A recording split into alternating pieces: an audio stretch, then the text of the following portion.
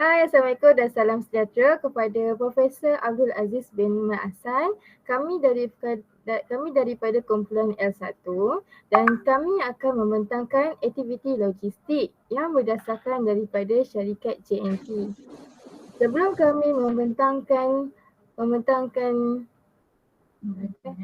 Sebelum kami membuat pembentangan, kami akan memperkenalkan ahli kumpulan kami. Yang pertama adalah Saya Nona Emiliana binti Abdul Raimi, nombor matrik A22A0296. dan saya adalah Nur Syazi Najihah binti Ramzi. Nombor matrik saya adalah A22A0291. Dan saya ialah Nurul Ankistina binti Anwar Zamani. Nombor matrik saya ialah A22A0729. Saya pula Nurhurin binti Faizul Huzairi, nombor matrik A22A1285. Dan saya Muhammad Faiz bin Aziz, nombor matrik A22A1142. Dan kami akan start pembentangan kami dengan sub-sub topik. Yang pertama adalah pengenalan JNT, yang kedua adalah pengangkutan, yang ketiga adalah pergudangan, yang keempat perkhidmatan pelanggan, dan yang kelima pembungkusan, dan yang terakhir adalah kemudahan lokasi.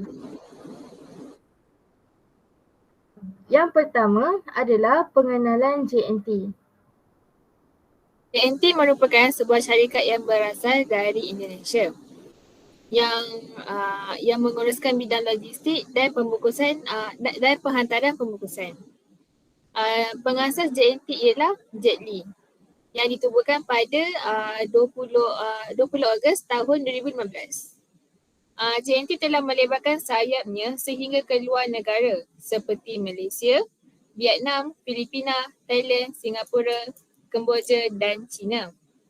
Kini JNT mempunyai 300 buah cawangan di Asia Tenggara. JNT Express juga telah menerima anugerah Jenama Terbaik Indonesia pada tahun 2018 dan tahun 2019. Misi JNT Express ialah hanya berfokuskan kepada pelanggan. Yang seterusnya adalah pengangkutan. Pengangkutan. Maksud pengangkutan ialah pembawaan barang-barang dari satu tempat ke tempat-tempat yang lain. Sebagai contoh pengangkutan yang terdapat di Malaysia adalah seperti motosikal, kereta dan juga lori.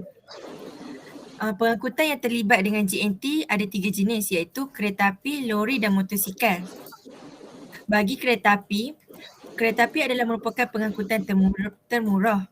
Hal ini kerana kos untuk membiayai pengangkutan kereta api adalah dikawal oleh kerajaan. Seterusnya, pengangkutan kereta api juga dapat menjimatkan waktu pengiriman kerana kereta api tidak perlu berhenti di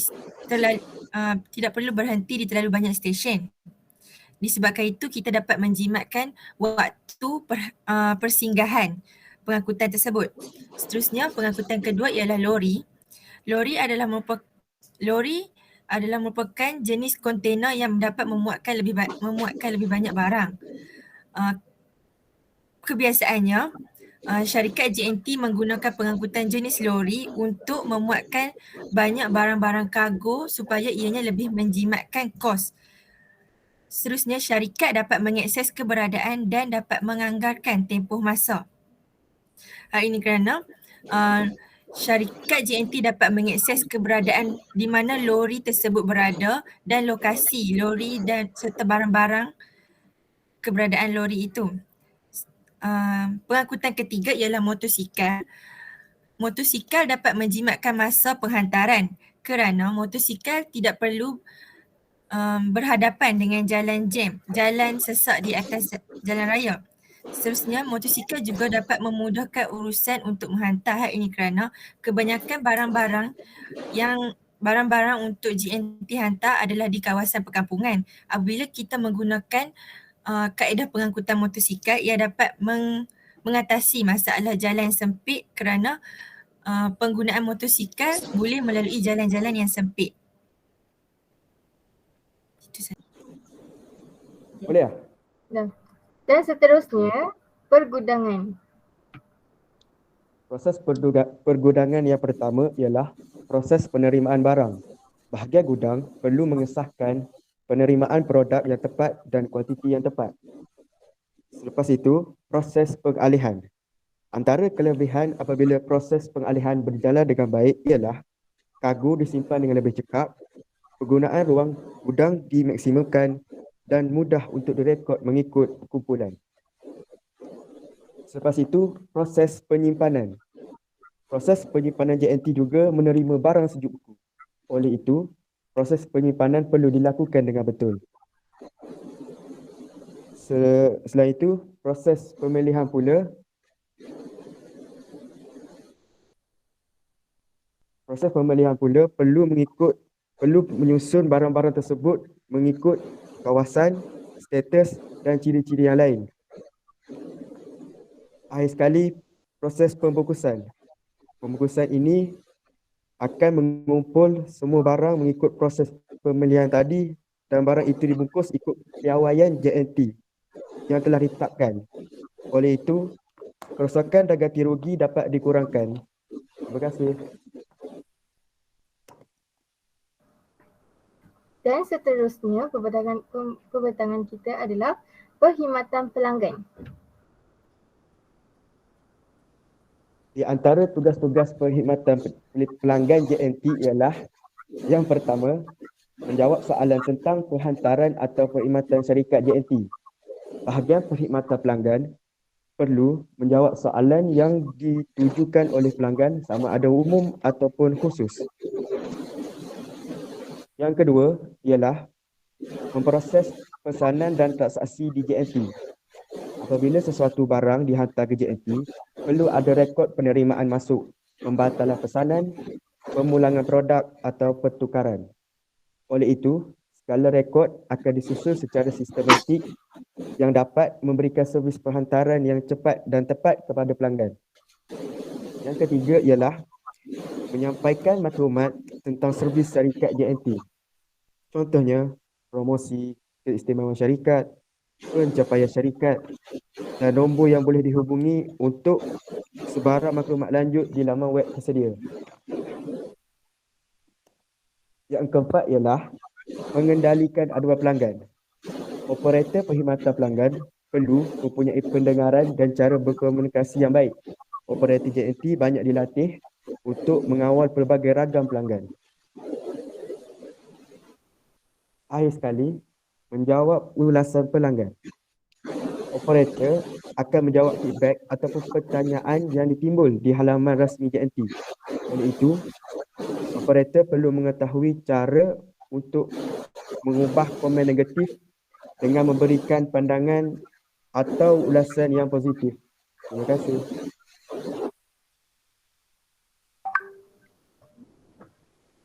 Seterusnya, pembentangan kita adalah subtopik pembungkusan.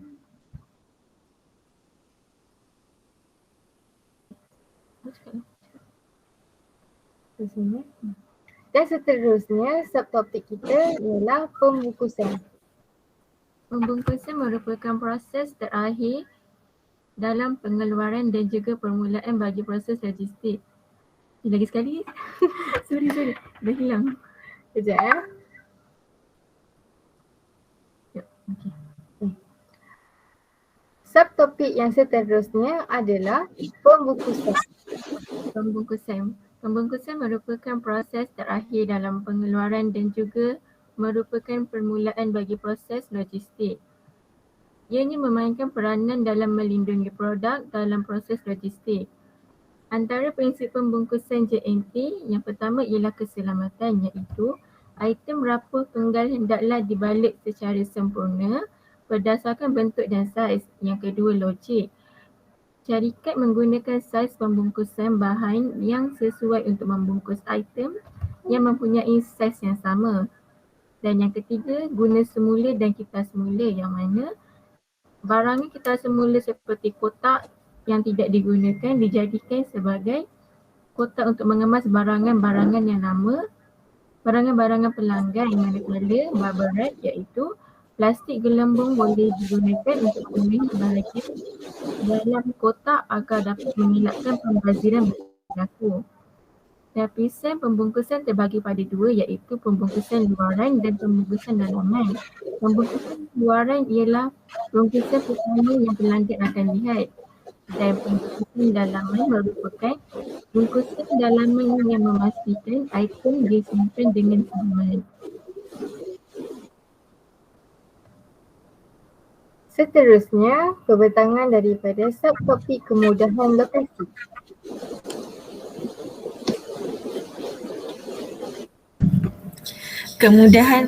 Kemudahan lokasi ini adalah maksud nak ulang balik ke?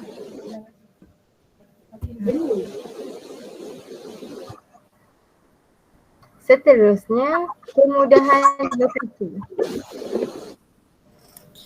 Kemudahan lokasi. Kemudahan lokasi ini adalah maksud kemudahan jangka panjang yang diambil untuk pertumbuhan sesebuah perniagaan, keuntungan perniagaan dan kejayaan perniagaan. Terdapat dua jenis kemudahan lokasi, iaitu bekalan tenaga buruh dan kemudahan infrastruktur. Bekalan tenaga buruh adalah setiap syarikat memerlukan tenaga buruh untuk terus beroperasi.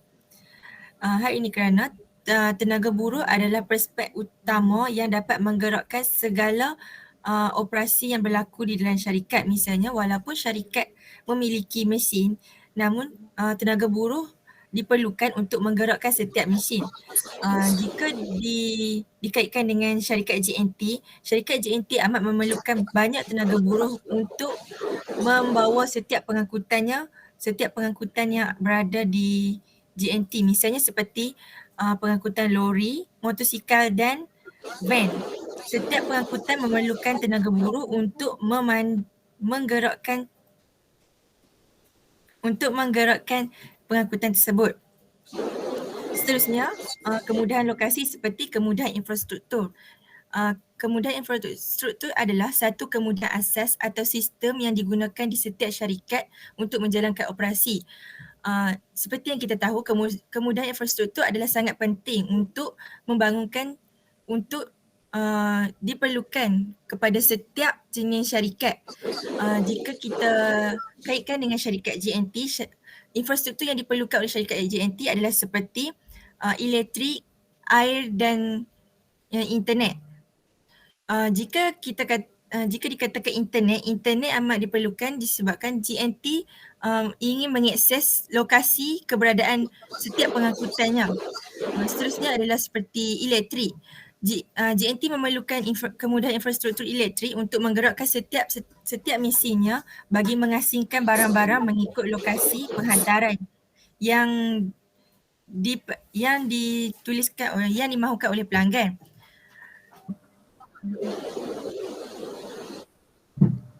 Dan seterusnya adalah kemahiran usahawan. Kemahiran usahawan merupakan perkara yang ada di setiap diri usahawan dan amat penting kepada bakal usahawan. Yang pertama, kemahiran usahawan adalah kemahiran berfikir menyelesaikan secara kreatif dan inovatif. Kemahiran ini dapat dikaji terhadap syarikat JNT kerana kemahiran ini dapat mengembangkan idea baru dan pandangan yang berlainan terhadap suatu masalah atau peluang. Sebagai contohnya, syarikat JNT ini dapat menyelesaikan masalah mereka dengan efektif. Satu masalah yang amat popular adalah masalah perkhidmatan terhadap pelanggan. Kenapa ada masalah perkhidmatan terhadap pelanggan? Kerana pelanggan kurang minat dengan perkhidmatan JNT dan pihak JNT juga telah mengambil masa yang agak lama untuk menghantar barang-barang kepada pelanggan mereka. Kenapa pelanggan kurang berminat terhadap perkhidmatan JNT? Disebabkannya pernah suatu ketika dahulu JNT pernah diviralkan akibat mencampak barang mereka. So, pelanggan JNT pun kurang berminat untuk berkhidmat dengan pihak JNT. Dan kenapa mengambil masa yang agak lama? Disebabkan mereka kekurangan teknologi. Seterusnya, kemahiran pengurusan. Kemahiran pengurusan ni harus kemahiran pengurusan ini berkeupayaan untuk seperti mengurus masa, modal insan, sama ada diri sendiri atau orang lain. Kemahiran pengurusan ini berkesan apabila pekerjanya bekerja di bawah tekanan serta mampu merancang, mengkoordinasi dan mengorganisasikan secara dengan efektif. Contohnya, pihak atasan JNT dapat mengatakan masa dan jawatan setiap pekerja. Setiap pekerja ni mempunyai peranan masing-masing yang dapat melancarkan operasi pengeluaran produk. Kenapa perlu ada pekerja dan mempunyai peranan masing-masing? Disebabkan jika pekerja tiada peranan, setiap pengeluaran operasi akan terbantu. So agak lambatlah untuk mengeluarkan sesuatu barang. Okay, yang seterusnya adalah kemahiran perundingan. Kenapa kemahiran perundingan perlu ada di setiap usahawan? Dan pengkaji juga telah mengkaji kemahiran perundingan ni ada pada pihak JNT kerana pihak JNT ni sentiasa menawarkan pelanggannya sebagai pelanggan VIP. Cara untuk meningkatkan pelanggan VIP, mereka akan menawarkan secara personal ataupun mereka akan mencari market. Contohnya pihak JNT, pihak pelanggan VIP tu dia setiap bulan akan mengeluarkan parcel sebanyak 50 parcel. So pihak JNT akan menawarkannya sebagai VIP. And then pelanggan VIP juga ni mempunyai manfaat. Contohnya harga yang mereka kenakan sangat murah berbanding amat murah berbanding pelanggan-pelanggan yang biasa. Seterusnya, kemahiran membentuk jaringan usahawan berkualiti. Kenapa usahawan berkualiti perlu ada? Sebabnya contohnya macam ni. Kalau pekerja tu berkemahiran tapi tiada perhargaan, pekerja tu mudah berpaling arah. So pihak JNT akan ada pekerja yang tetap. Okay. Yang terakhir adalah kemahiran kewangan dan pemasaran. Usahawan perlu mempunyai asas dalam peniagaan kewangan, perniagaan seperti menyediakan peniagaan kewangan. Kenapa? Supaya kurang perugian, so risiko pun boleh dikurangkan. So pihak JNT ni perlu mengeluarkan bajet setiap bulan, perlu